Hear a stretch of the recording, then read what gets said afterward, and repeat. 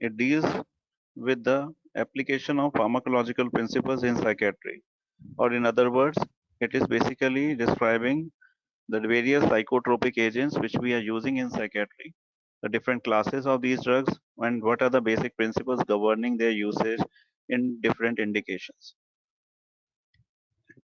So,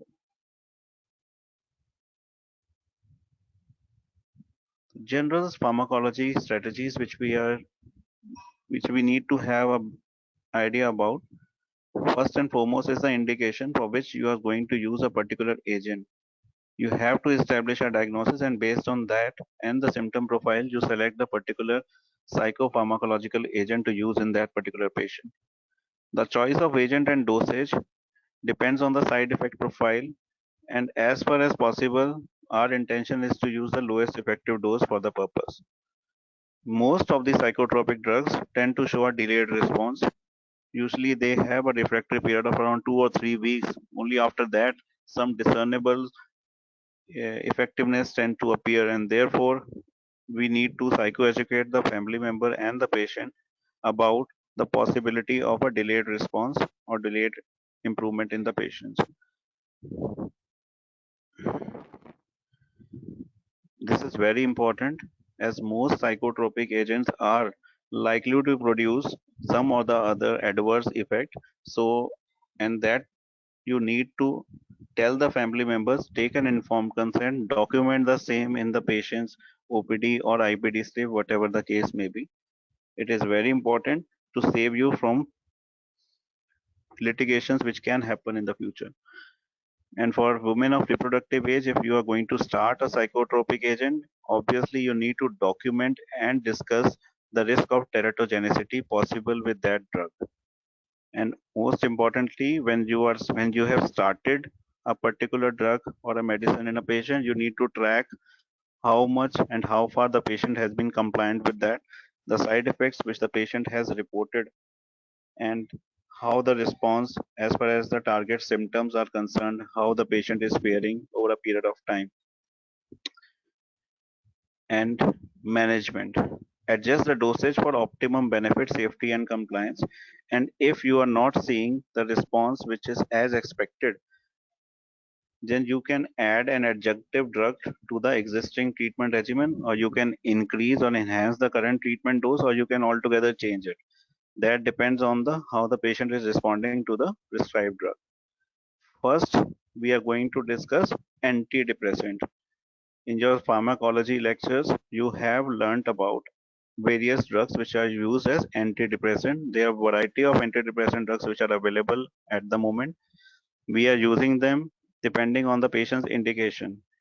The name suggests it is useful only in depressive disorder. This is not so.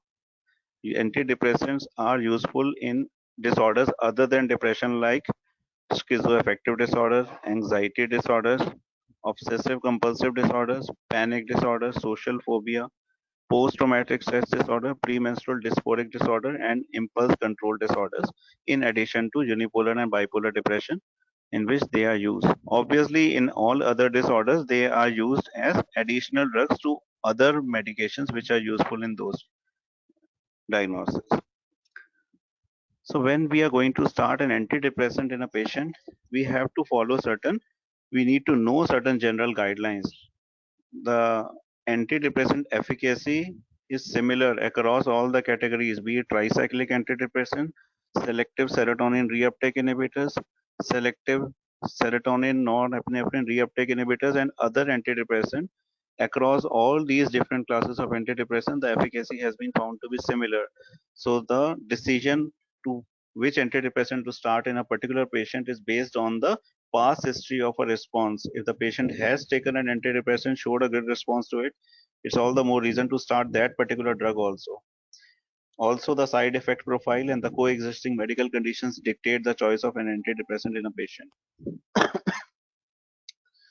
When you're going to start an antidepressant, it is very imperative to tell the patient beforehand that there will expected to be a delay of typically 3 weeks, 4 weeks, or at the most maximum 1.5 months after start of this to see a therapeutic response. And therefore, symptom improvement will only start happening at the end of first month or the beginning of the second one.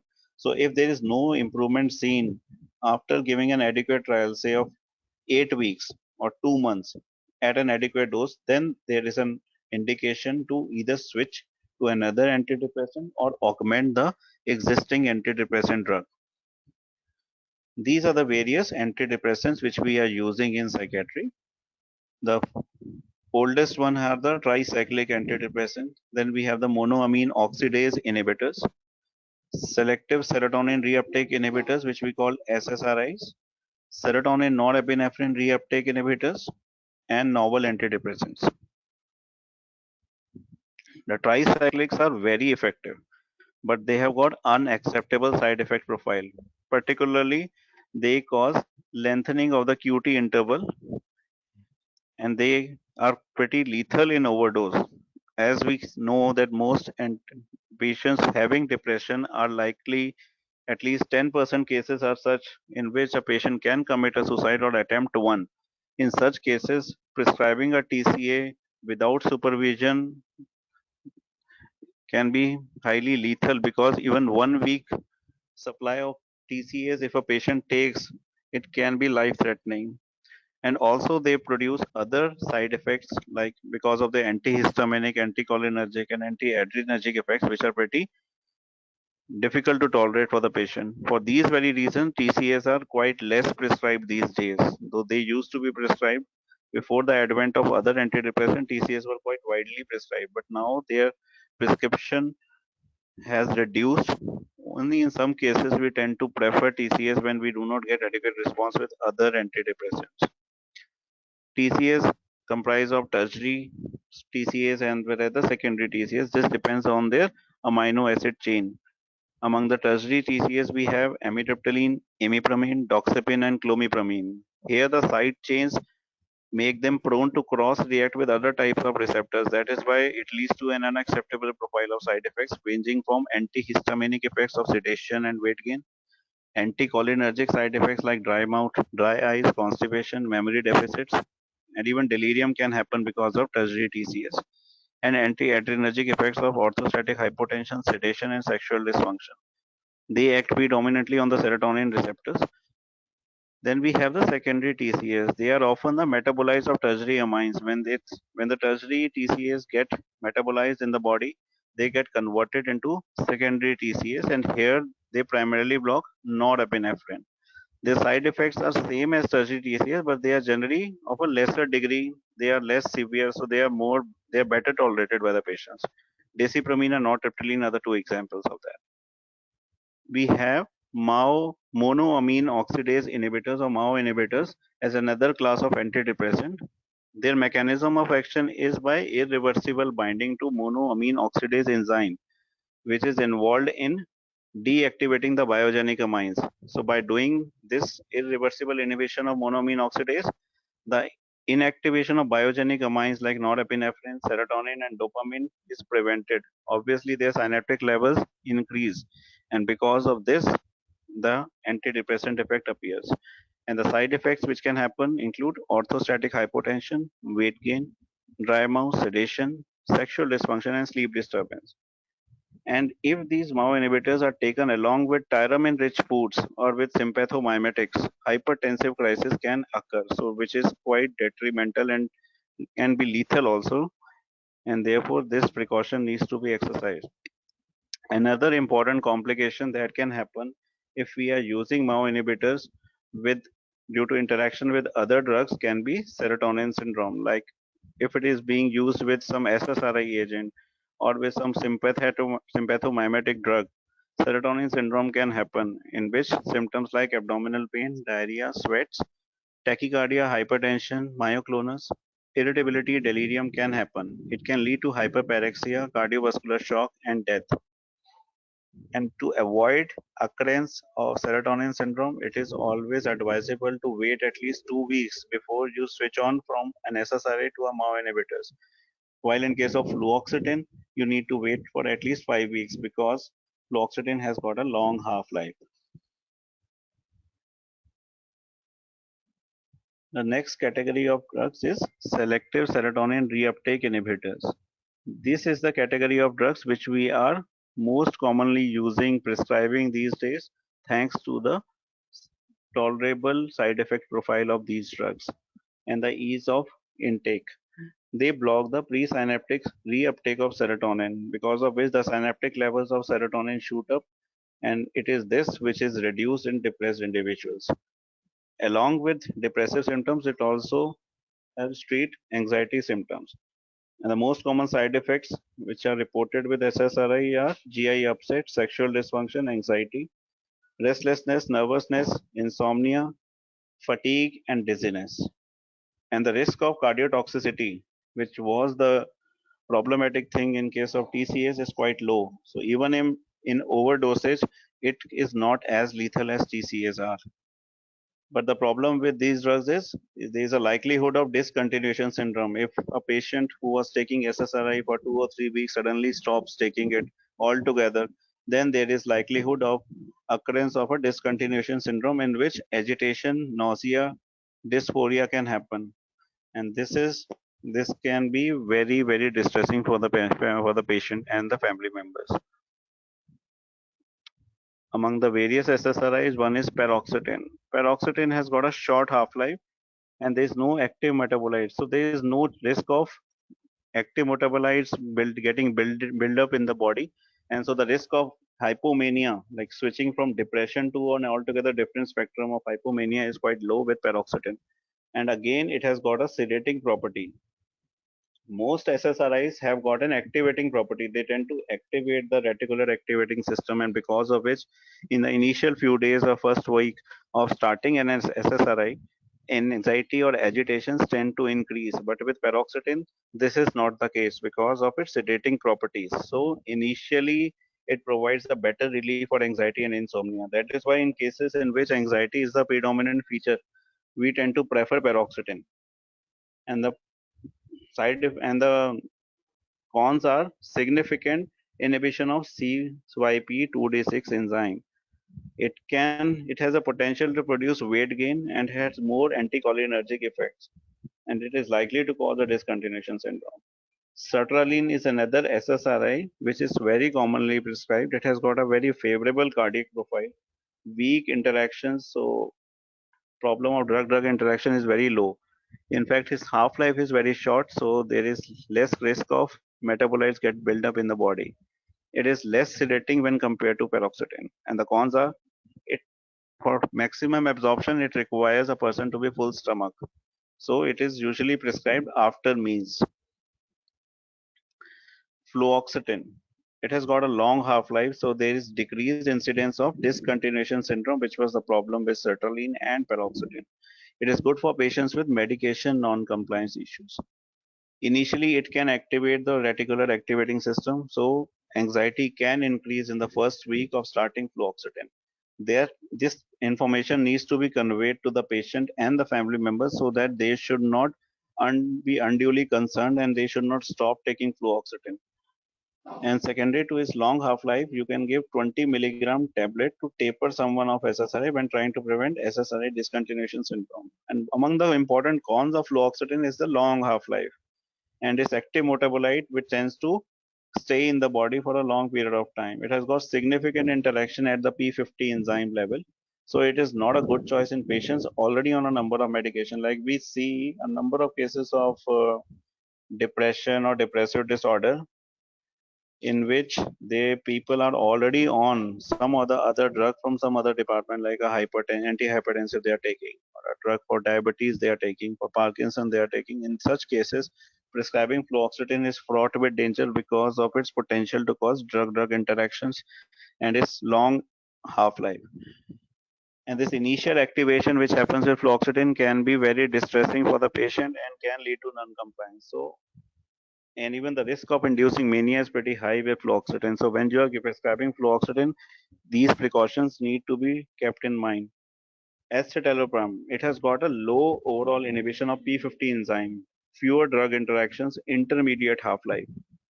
And among the important con is dose-dependent QT interval prolongation when the dosage is increased beyond 10 milligram. Usually most people tend to respond, having maximum of moderate depression, tend to respond to 10 milligram. we hardly need to increase the dosage in maximum cases. In some cases, when you increase the dosage of 10 milligram, we need to monitor his ECG and also any cardiac symptom which the patient will report. That is the only precaution we need to exercise. Fluvoxamine, it has got the shortest half-life and it is found to possess some analgesic properties. GI distress, headache, sedation, and weakness are the most important side effects which can happen with fluoxetine. It is a strong inhibitor of CYP1A2 and CYP2C19 enzyme in the liver. The next category of drugs is SNRIs, serotonin norepinephrine reuptake inhibitors. Here, the reuptake of serotonin as well as noradrenaline is inhibited at the synaptic level, but it is similar to TCS. This mechanism of action is similar to TCS, but it is without the antihistaminics, antiadrenergic, and anticholinergic side effects. And the usage varies from cases of depression to anxiety and also in neuropathic pain. Like a diabetic having neuropathic pain tends to benefit from usage of SNRIs like duloxetine, desvenlafaxine. Venlafaxine. Among the important pros of this drug is the minimal drug interaction and almost no P50, no P450 activity. It has got the shortest half-life and fast renal clearance. Therefore, it tends to do not build up in the body for a long period of time. And among the important cons, it can cause 10 to 15 millimeter rise in the blood pressure, especially the diastolic blood pressure. So if you are starting venlafaxine in a patient, make sure patient is not hypertensive. If he is, his BP should be controlled with the medications. And when you have started venlafaxine, it is always a good idea to monitor the response of his blood pressure to venlafaxine dosage. So, and if you are noticing a significant rise in BP on a consistent basis with venlafaxine, then you have to be very cautious in continuing this, or even increasing the dosage is very difficult in such cases. It can also can cause nausea, it can cause discontinuation syndrome, and even QT prolongation has been reported with venlafaxine. Desvenlafaxine is a metabolite of venlafaxine, and it is having a better tolerance than venlafaxine. The drug interaction problem is quite minimal with desvenlafaxine, and it has got a shorter half-life. GI distress obviously can happen, and this can be reduced by advising patient to take desvenlafaxine along with meals. It can also cause a dose-related increase in cholesterol, LDL, and triglycerides level. And blood pressure increase, especially the diastolic BP rise, can happen with desvenlafaxine, but to a lesser extent with than venlafaxine. And dose titration can be a bit easier with desvenlafaxine than venlafaxine. Duloxetine is one drug which has got efficacy for physical symptoms of depression. By physical symptoms, we mean the somatic symptoms like bodily pain, weight, appetite. All these symptoms tend to respond better to duloxetine. And there is the risk of BP getting increased with usage of duloxetine is quite low as compared to venlafaxine and desvenlafaxine. It has got inhibitory effect at CYP2D6 and CYP1A2 enzyme level. It is to be taken in a capsulated form, and that capsule cannot be broken. Among the novel antidepressants, we have mirtazapine. It has got usage in such cases in which insomnia is the primary issue. Because of which it has got a different mechanism of action than the SSRI and the SNRI. It is a 5-HT2 and 5-HT3 receptor antagonist, and it can be utilized as a hypnotic at a lower dose, like 7.5 milligram up to 15 milligram. It works as an hypnotic, and beyond 15 milligram, if you increase the dose, the hypnotic effect tends to wane off. It increases serum cholesterol level by 20% in 15% of the patient and triglyceride levels in 6% of the patients. At low doses, it is very sedating, like 7.5 milligram produces greater sedation than 15 milligram.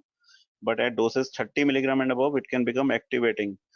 And so usually mirtazapine in dosage below 30 milligram is usually prescribed in the evening time or towards or near to the night time when the patient is going to sleep.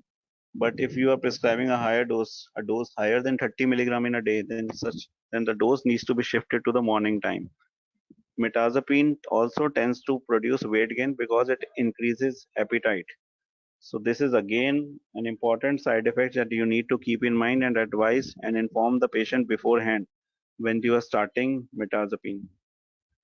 Bupropion is good for use as an augmenting agent in cases in which antidepressant Whatever antidepressant you started was not showing good response, you can augment that response by using bupropion as an augmenting agent. And this mechanism of action is including reuptake inhibition of dopamine and norepinephrine. So it is a dopamine norepinephrine reuptake inhibitors. There is no problem like weight gain, sexual side effects, sedation, cardiac interactions. There's least risk of mania getting induced in a patient on bupropion, and it can also treat ADHD if it is co-occurring in a depressed individual. The most important con is it reduces the threshold for seizure. So at dosage higher than 450 milligram, it can increase the risk of seizure, and it should be avoided in patients already having seizure disorder on treatment with seizure disorder, or there is history of traumatic brain injury, bulimia, anorexia. It does not treat anxiety unlike other antidepressant and can actually aggravate anxiety symptom if at all they are there. Bupropion is one agent which we are also using for tobacco cessation. Mood stabilizer is a wide category of drugs in which we have lithium, anticonvulsants, and even some antipsychotic agents. And as the name suggests, the main function of mood stabilizer is to stabilize the mood. Like we have an voltage stabilizer at home for our appliances, fridge, television. In the same manner, you can understand the role of a mood stabilizer in a mood disorder. Like a patient having a mood symptoms or mood disorder like bipolar disorder, cyclothymia, schizoaffective disorders, impulse control disorder, intermittent explosive disorder, we tend to use mood stabilizer along with other drugs. What you select depends on what you are treating and again the side effect profile. So first and foremost is lithium. It is a prototypal mood disorder, a mood stabilizer drug. It is the only medication which reduces suicide rate. Like the rate of completed suicide in bipolar disorder is around 15%, and in affective disorders, lithium is the only drug which reduces the suicide rate, which has been found through thorough research, effective in long-term prophylaxis of both mania as well as depression in 70% of bipolar affective disorder 1 patients. There are certain factors which dictate the use of lithium over other mood stabilizers in a particular case, like there is a prior long-term response or a family member with good response to lithium. In such case, we have to use lithium. We prefer lithium over other mood stabilizer. If we are dealing with a case of classic euphoric mania, in such cases also lithium shows good response. And if the pattern of illness has been like first episode mania followed by depression followed by euthymia, in such cases the response to lithium is found to be better. How to use lithium? Before you are starting lithium, get some baseline tests done, like baseline creatinine, thyroid function test, hemogram, and in women of reproductive age, always go for a pregnancy test, because in the first trimester, if lithium is being used, the risk of Epstein anomaly is to the tune of 1 is to 1000, which is 20 times greater than what is there in the general population. And when you have started lithium in a particular case, you need to monitor the lithium level. The steady state is achieved after 5 days of starting lithium. So you have to check the lithium blood level 12 hours after the last dose.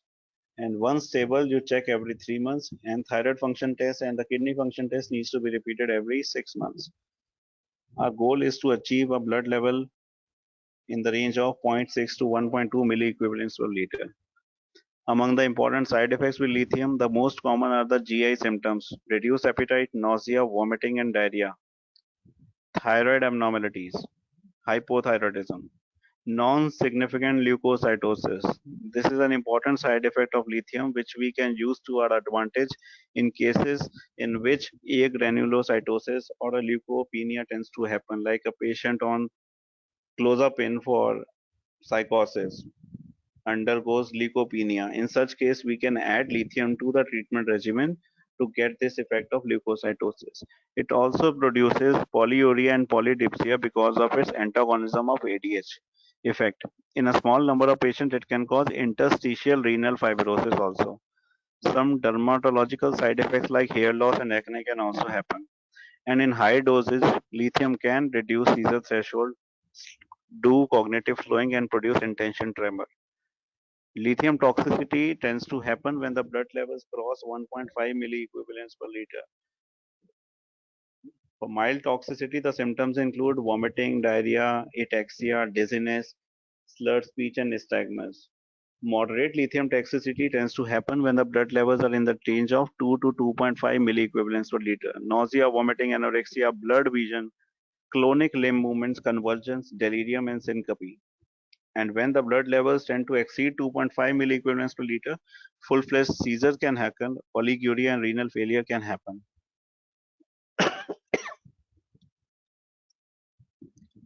The second mood stabilizer of importance is valproic acid. It is as effective as lithium in mania prophylaxis, but it is not effective in depression prophylaxis.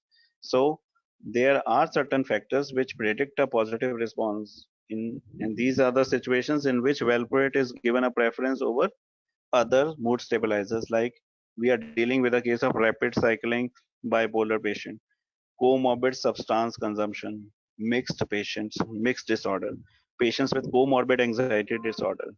And overall, the tolerance is better. The side effect profile is better than lithium. Before valproate is started, baseline liver function test, pregnancy test, and hemogram needs to be done.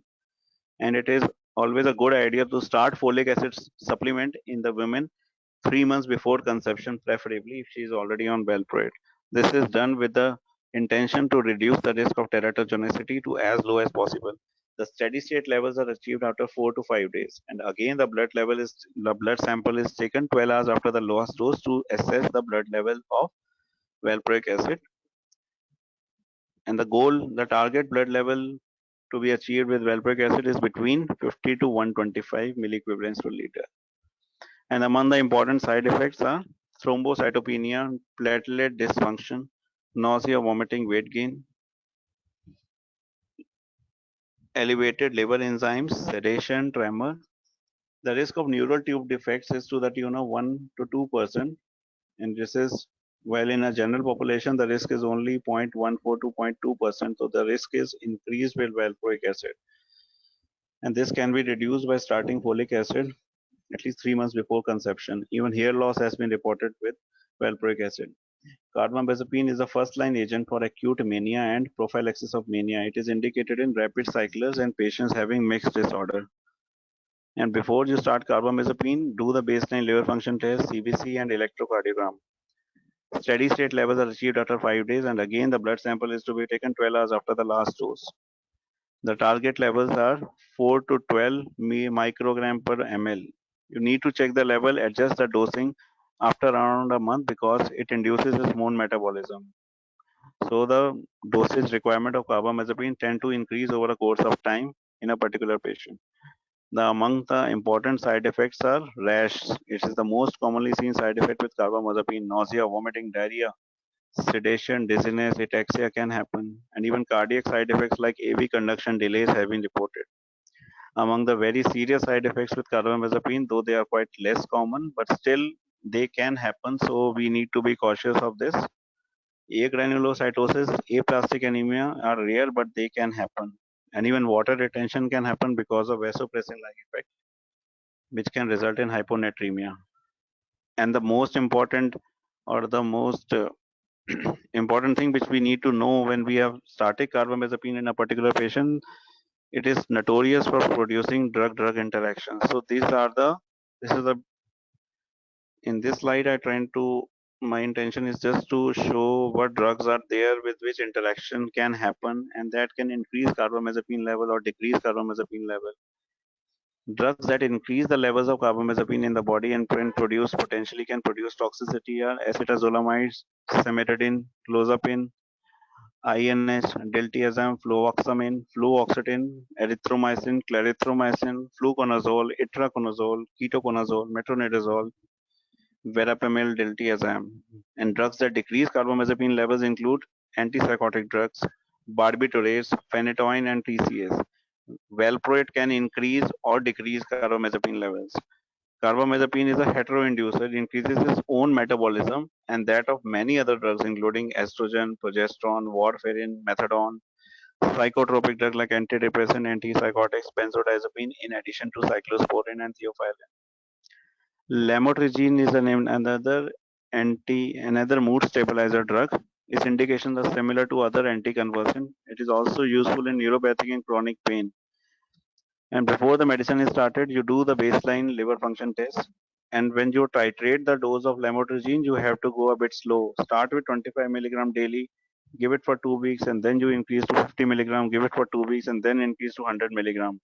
Because if you increase the risk of lamotrigine, you titrate it a bit faster than this, there is always a likelihood of a serious rash happening. Steven-Johnson syndrome is a notorious side effect of lamotrigine. And lamotrigine, unlike carbamazepine, is effective in treating bipolar depressive disorder also. If the patient stops the medicine for 5 days or more, we have to restart at 25 milligrams. So this needs to be told beforehand to the patient so that compliance can be ensured.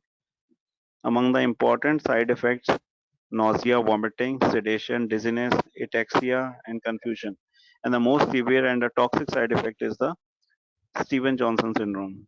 The character and the severity of the rash is not a good predictor of the severity of reaction. Therefore, if any rash develops, it should send the alarm bells ringing in your mind. You should stop lamotrigine, take a derma opinion, and try some other mood stabilizer. In such a case, do not give a retrial with lamotrigine again in that case. Drugs that increase lamotrigine level like valproate, sertraline, they need to be given with a sense of caution in such cases. Antipsychotic drugs. They are useful in psychotic disorder, be it schizophrenia, schizoaffective disorder, bipolar disorder. And in bipolar, they can be used for treating psychotic symptoms or they can be used for their mood stabilizing property also. Even in delirium, psychotic depression, dementia, impulse control disorders, it can be used in as augmenting agents. Before we go on to discuss about the various antipsychotic drugs, we need to have an overview of the various dopamine pathways which are there in the brain and on which these antipsychotic drugs tend to have their effect. Some effects have therapeutic benefit, while some effects do produce some important side effects. Among the important dopamine pathways, one is the mesocortical pathways, which project from ventral tegmentum in the brainstem to cerebral cortex. And this pathway is felt to be where the negative symptoms and the cognitive symptoms arise. Problem here is for a psychotic patient is there is too little dopamine in these pathways. The other pathway is the mesolimbic pathways, which project from dopaminergic cell bodies in the ventral tegmentum to the limbic system. And in this pathway, positive symptoms like hallucinations, delusion, thought disorders tend to erupt from. And here the problem is of too much of dopamine is available. Nigrostriatal pathways, they project from the dopaminergic cell bodies in the substantia nigra to basal ganglia. And this pathway is involved in movement regulation. And here dopamine hypoactivity can cause Parkinsonian movements like rigidity, bradykinesia, akathisia, and dystonia. Tuberoinfundibular pathways, they project from hypothalamus to the anterior pituitary. And here dopamine release inhibits or regulates prolactin release. And blocking dopamine in this pathway will predispose a patient to hyperprolactinemia, which can manifest as gynecomastia, galactorrhea, decreased libido, and menstrual abnormalities. Typical antipsychotics, these are the primarily dopamine receptor antagonists. The high potency typical antipsychotics tend to bind to the D2 receptor with a high affinity. As a result, they have higher risk of extrapyramidal side effects. And these include flufenazine, haloperidol, pimozide. Among the typical antipsychotics, we also have the low potency drugs which have a lesser affinity for the D2 receptors. As a result, their tendency to produce EPS is quite low, while they tend to interact with non-dopaminergic receptors, resulting in more cardiotoxic and anticholinergic adverse effects, including sedation and hypotension. And examples of these low potency typical antipsychotics are chlorpromazine and thioridazine. Then we have another category of antipsychotics which we call atypical, also called as serotonin dopamine 2 antagonists. They are considered atypical in the way they affect dopamine and serotonin neurotransmission in the four key dopamine pathways which we have discussed earlier. Among the various atypical antipsychotics, we have risperidone. It is available in tablet form, even in injectable form, immediate injections, as well as long-acting injections also, risperidone is available. It functions more like a typical antipsychotic if given at a dose greater than 6 milligram a day. There is increased risk of extrapyramidal side effects, which is dose dependent. And most likely, among the atypicals, it has got the maximum risk to produce hyperprolactinemia. Weight gain and sedation have also been reported with risperidone in a dose dependent fashion. Olanzapine is available in the tabulated form, immediate release injectable, rapidly dissolving tablet, and even in long acting depot formulations. The most notorious side effect of olanzapine is weight gain. It can also increase appetite, produce weight gain, produce hypertriglyceridemia, hypercholesterolemia, hyperglycemia, even without weight gain. It can cause hyperprolactinemia and also derange the liver functions. Quetiapine is available only in tablet form. It can affect the transaminase levels. It may be associated with weight gain, though the effect is less than if you compare it with olanzapine. It can cause derangement of the lipid profile, but the effect is less than what is there with the olanzapine. It also known to produce orthostatic hypotension. Ziprasidone is available in tablet form as well as immediate release injectable form. It produces clinically significant QT prolongation in susceptible patients. So ECG monitoring and cardiac supervision is important if you are going to prescribe ziprasidone in a case. The risk of hyperprolactinemia is lower than compared to risperidone. There is no risk of weight gain with ziprasidone, and absorption is increased with food. So when you are prescribing ziprasidone, it is to be given along with food. Aripiprazole, it is available in tablet form, immediate release injectable form, as well as long-acting depot form. And the unique mechanism of action, it is it is a D2 receptor partial agonist. So in pathways or areas of the brain where dopamine levels are lower than normal, it tends to enhance the dopamine levels, and vice versa. In the areas where the dopamine levels are high, it tends to reduce that. So it does the balancing act, and because of which it is also known as dopamine partial agonist antipsychotic. The risk of EPS is low. There is no risk of QT prolongation, and sedation is also low with aripiprazole.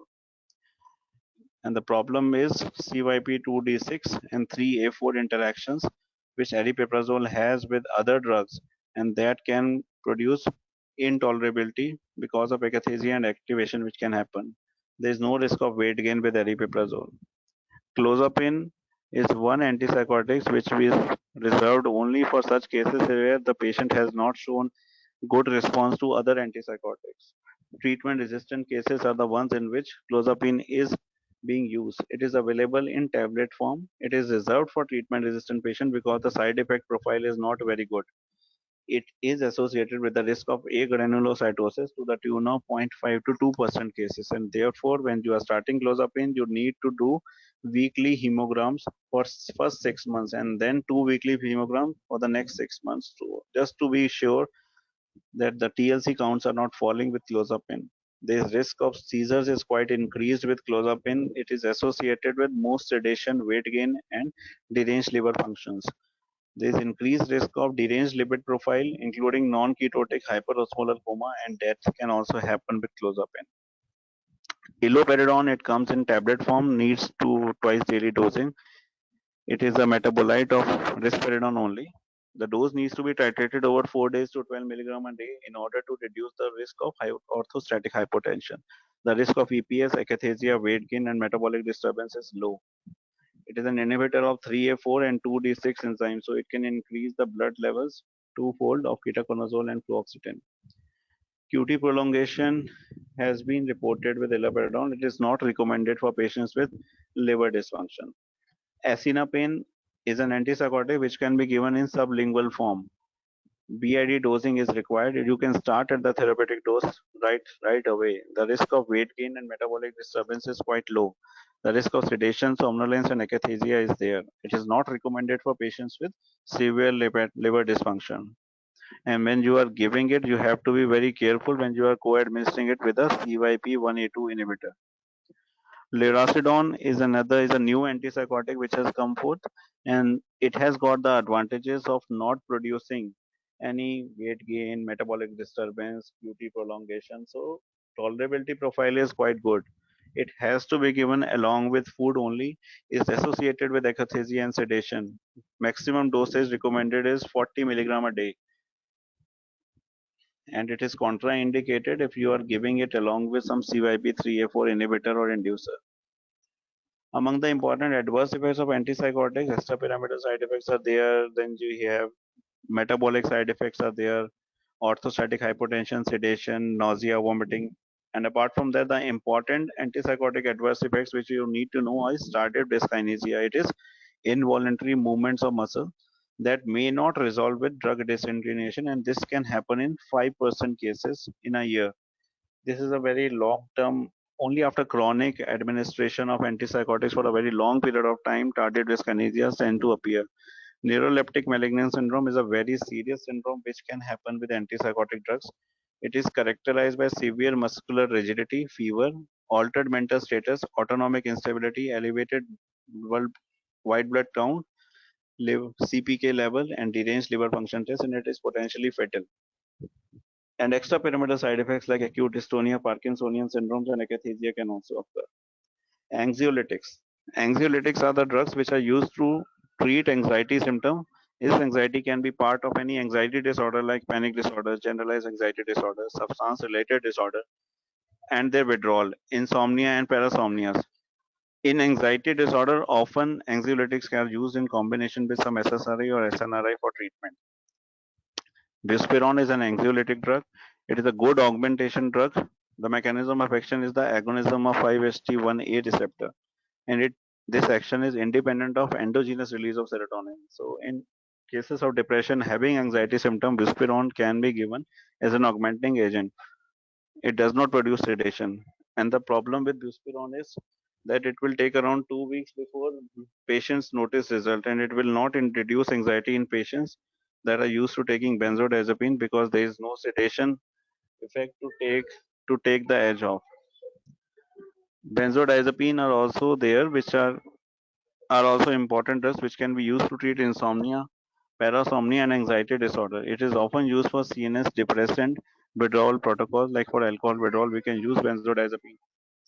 And among the important side effects, somnolence, cognitive deficits, amnesia, disinhibition, tolerance, and dependence can happen with benzodiazepines. An example of benzodiazepine, you all are aware, clonazepam, lorazepam, chlordiazepoxide, nitrazepam, diazepam, alprazolam, oxazepam, flurazepam. So these are the different benzodiazepine which we use.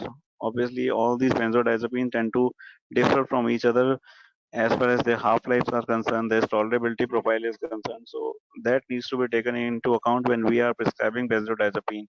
But the general rule of thumb in prescribing benzodiazepine in any cases, we have to start at the lowest possible dose, give it for the lowest possible time.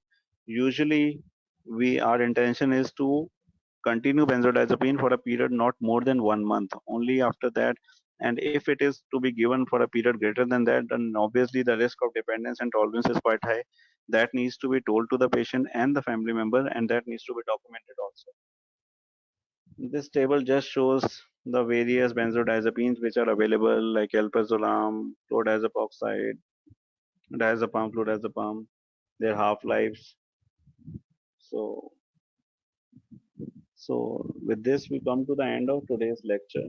The important take-home points from this lecture are: you have to be clear as far as diagnosis is concerned when you are going to treat any psychiatric disorder, and also be aware of any comorbid diagnosis which the patient has, because that only dictates you whether you can, which particular drugs you are going to use, and whether you can, and because that drug will treat the current disorder as well as the comorbid disorder. Select the agent based on patient's history, current symptom profile, and the side effect profile of the medication. There is no one correct answer in most cases.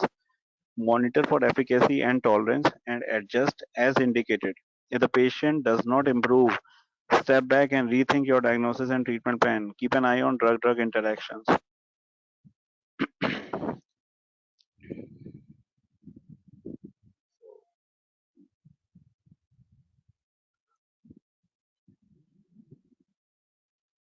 So with this, we come to the end of today's lecture. If you have any questions, queries, you can type in your query. I will reply.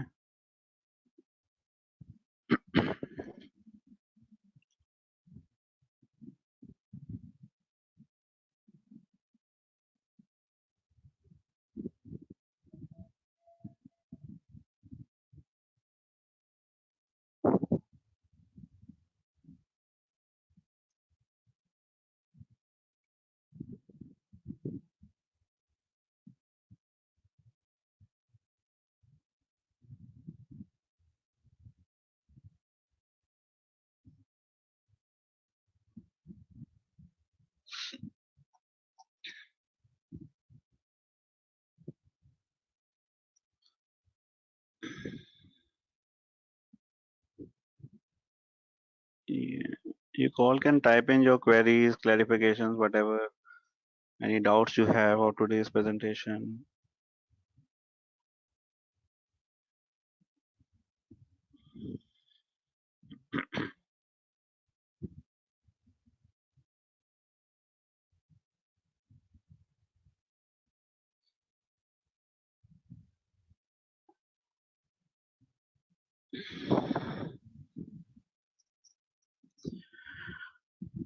If there are no queries, we can close today's session. Thank you very much. Okay.